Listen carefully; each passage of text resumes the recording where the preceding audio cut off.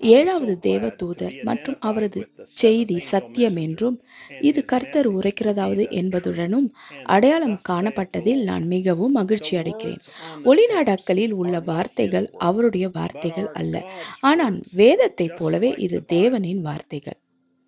இப்போது இதோ சனிக்கிழமை செப்டம்பர் 27, 2025 பிரணாம் கூடாரத்திலிருந்து வந்த கழுகுகள் ஒன்று கூடும் கடிதம். அன்புள்ள ஒன்றுபட்ட மனவாட்டிகளே, நமது நாளில் தேவன் செய்யும் எல்லாவற்றிலும் ஒரு பகுதியாக இருப்பதில் நான் மிகவும் உற்சாகமாகவும் மிகுந்த எதிர்பார்ப்புடனும் இருக்கிறேன். ஆரம்பத்தில் தேவனின் எண்ணங்கள் இப்போது நம் கண்களுக்கு முன்பாக நிறைவேறி வருகின்றன, மேலும் நாம் அதன் ஒரு பகுதியாக இருக்கிறோம். வேதம் முழுவதும் தீர்க்கதரிசிகள் தீர்க்க தரிசனம் கூறி நடக்கவிருந்ததை பேசினார்கள். சில நேரங்களில் அந்த தீர்க்க தரிசனங்கள் நூற்றுக்கணக்கான ஆண்டுகளுக்கு பிறகும் நிறைவேறவில்லை. ஆனால் காலத்தின் முழுமை வந்தபோது அது நிறைவேறியது. ஏனென்றால் தேவன் தம்முடைய தீர்க்கதரிசி மூலம் சொன்ன எண்ணம் நிறைவேற வேண்டும்.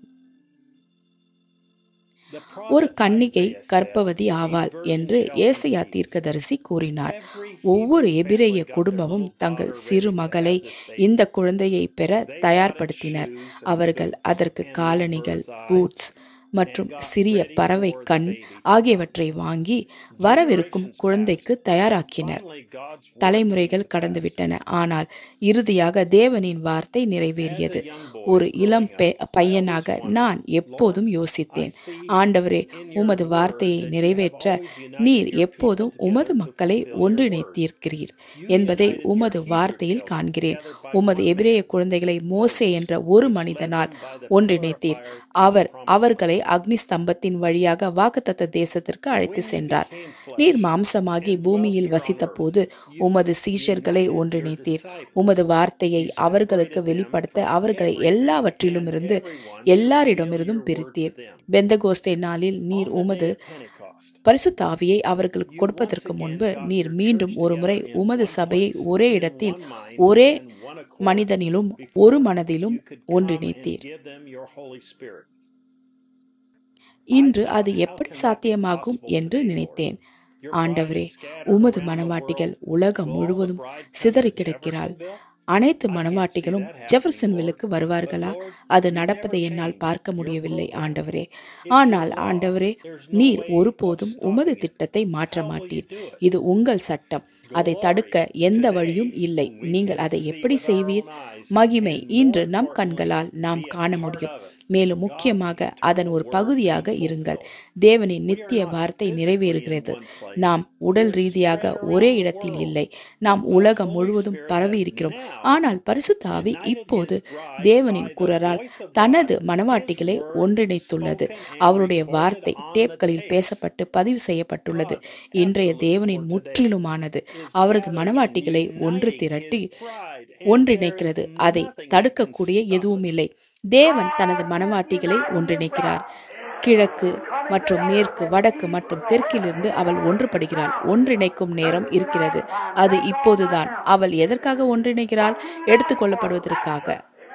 ஆமேன். ஒன்றிணைக்கும் நேரம் இப்போது நடைபெறுகிறது. எதற்காக நம்மை ஒன்றிணைக்கிறது? பரிசுத்த ஆவியானவர் தனது வார்த்தையால், அவரது குரலால் நாம் எதற்காக ஒன்றிணைக்கிறோம்? எடுத்துக்கொள்ளப்படுவதற்காக. நாம் அனைவரும் செல்கிறோம், ஒருவரையும் விட்டு செல்லவில்லை. தேவன் அவளை தயார்படுத்துகிறார். ஆமையா, ஒன்றிணைக்கிறாள். அவள் எதனுடன் ஒன்றிணைக்கிறாள்? வார்த்தையுடன். நமது நாளுக்கான வார்த்தை எது? இந்த செய்தி, அவருடைய வார்த்தை. நம்முடைய மனவாட்டிகளுக்கு தேவன் அளிக்கும் குரல்.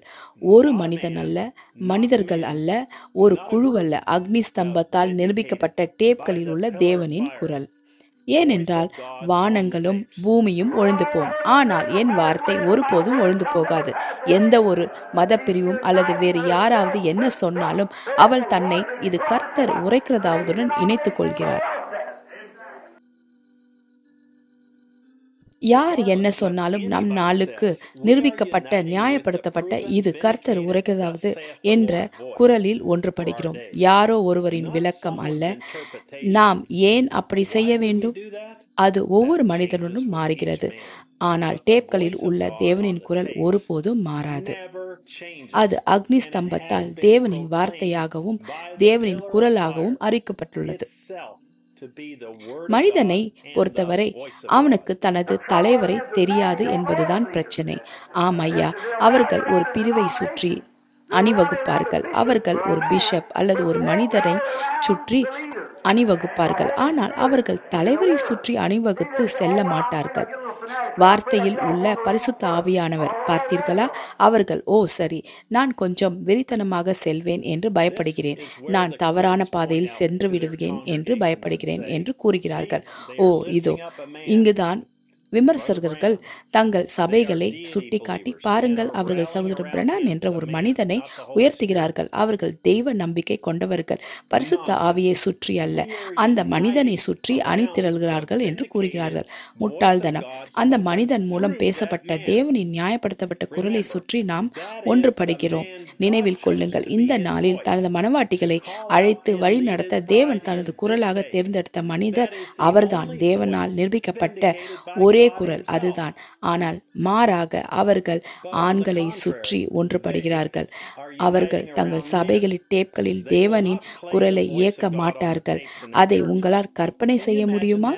இந்த செய்தியை இந்த நேரத்தின் செய்தி என்று நம்புவதற்காக கூறும் ஒரு ஊழியர், ஆனால் தங்கள் சபைகளில் அந்த குரலை இயக்காமல் மக்களுக்கு ஊழியம் செய்ய ஏதாவது ஒரு சாக்கு போக்கை கண்டுபிடித்து அவர்கள் சொல்வதை கேட்க வேண்டும், மற்ற ஊழியர்கள் வார்த்தையை பிரசங்கிக்க வேண்டும், பின்னர் அவர்கள் நாம் ஒரு மனிதனை பின்பற்றுகிறோம் என்று கூறுகிறார்கள். கடந்த ஞாயிற்றுக்கிழமை தேவன் அந்த மனிதர்களுக்கு என்ன செய்தார் என்று கேள்விப்பட்டோம். நாம் ஒரு திருமணத்திற்கு தயாராகி வருகிறோம். நாம் அவருடன் ஒன்றாகி வருகிறோம். வார்த்தை நீங்களாக மாறுகிறது. நீங்கள் வார்த்தையாக மாறுகிறீர்கள். இயேசு கூறினார், நான் என் பிதாவிலும் நீங்கள் என்னிலும் நான் உங்களிலும் இருக்கிறதை அந்நாளிலே நீங்கள் அறிவீர்கள். அந்நாளில் நான் பிதாவிலும் பிதா என்னிலும் நான் உங்களிலும் நீங்கள் என்னிலும் இருப்பதை நீங்கள் அறிவீர்கள். நமது நாளில் உங்களையும் எங்களையும் வெளிப்படுத்தியதற்காக உமக்கு நன்றி ஆண்டவரே. உம்முடைய வார்த்தையின் மூலம் உம்முடைய மனவாட்டி தன்னை தயார்படுத்திக் கொள்வதில் உம்முடைய பதிவு செய்யப்பட்ட வார்த்தையுடன் நிலைத்திருப்பதன் மூலம் உம்முடைய பரிபூர்ண சித்தத்தில் நாங்கள் இருக்கிறோம் என்பதை நாங்கள் அறிவோம். இந்த ஞாயிற்றுக்கிழமை நமது நாளுக்கான நியாயப்படுத்தப்பட்ட தேவனின் ஒரே குரலை கேட்க உலகத்தை நான் அழைக்கிறேன். ஜெபர்சன்வில் நேரப்படி ஞாயிற்றுக்கிழமை மதியம் 12 மணிக்கு எங்களுடன் இணைய உங்களை வரவேற்கிறோம். 63-0818 அன்று பிரசங்கித்த இணையும் நேரமும் அடையாளமும். உங்களால் எங்களுடன் இணைய முடியாவிட்டால் ஒரு டேப்பை தேர்ந்தெடுக்கவும், எந்த டேப்பையும் எடுக்கவும். அவை அனைத்தும் இது கர்த்தர் உரைக்கிறதாவதாக இருக்கிறது. மேலும் தேவனின் வார்த்தையை கேளுங்கள். உங்களை பரிபூர்ணப்படுத்தி அவர் விரைவில் வருவதற்கு உங்களை தயார்படுத்துங்கள். சகோதரர் ஜோசப் பிரணாம். வேதம் சங்கீதம் 86 அதிகாரம் 1 முதல் 11 வசனம். பரிசுத்த மத்தேயு 16 அதிகாரம் 1 முதல் 3 வசனம். அவள் தன்னைத்தானே ஐக்கியப்படுத்திக் கொள்கிறாள். அவள் தயாராகி வருகிறாள். ஏன்? அவள் மணவாட்டி. அது சரி. அவள் தன் மணவாளனுடன் தன்னை இணைத்துக் கொள்கிறாள். பாருங்கள், மணவாளன் வார்த்தை. ஆதியில் வார்த்தை இருந்தது. வார்த்தை தேவனோடு இருந்தது. அந்த வார்த்தை தேவனாயிருந்தது. அந்த வார்த்தை மாம்சமாகி நம்மிடையே வாசம் பண்ணினார். கழுகுகள் ஒன்று கூடும் கடிதம் இத்துடன் முடிவடைகிறது. இந்த காணொளி பல சபைகளில் காட்டப்பட்டுள்ளது. நான் ஒரு ஜோடி கேள்விகளை கேட்க விரும்புகிறேன். ஒளிநாடாக்களில் உள்ள இந்த செய்தி இது கர்த்தர் உரைக்கிறதாவது என்று உங்களில் எத்தனை பேர் நம்புகிறீர்கள்? உங்கள் கைகளை உயர்த்துங்கள். சகோதரர் வில்லியம் பிரணாம் சொல்லும் அனைத்தும் உண்மை என்பதை நீங்கள் நம்புகிறீர்கள் என்பதை உங்களை சுற்றியுள்ள மக்கள் அறியட்டும். ஆமேன் சொல்லுங்கள். கர்த்தருக்கு ஸ்தோத்திரம் உண்டாவதாக. கைகளை உயர்த்தி ஆமேன் சொன்ன உங்களுக்காக நான் மிகவும் மகிழ்ச்சி அடைகிறேன். அடுத்த முறை வரை தேவன் உங்களை ஆசீர்வதிப்பாராக. மேலும் ஷாலோம்.